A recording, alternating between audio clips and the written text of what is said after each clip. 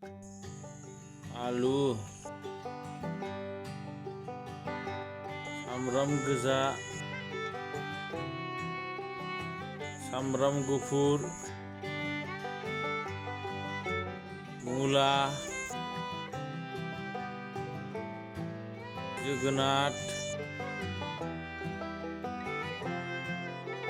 फान्थाव एम्बु, गाजर, मटर, बान्दा कफि, फुलकफि,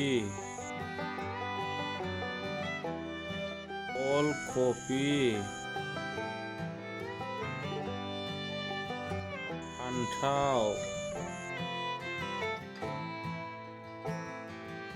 उदासि, मैथा सिख्ला, बानलु, थाइबें, मैखुन,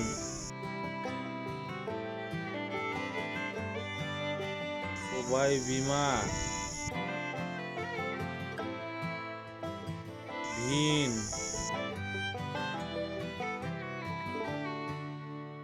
लाव,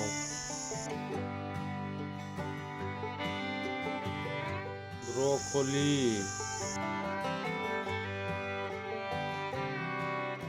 खुमब्रा,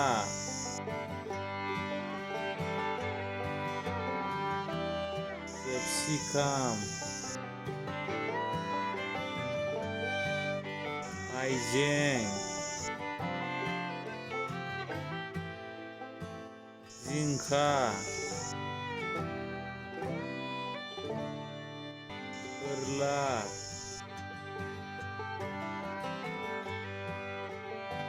थादुन,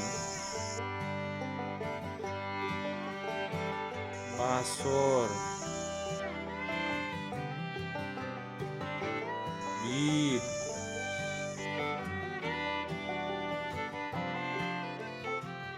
पथल, खांख्रिखला।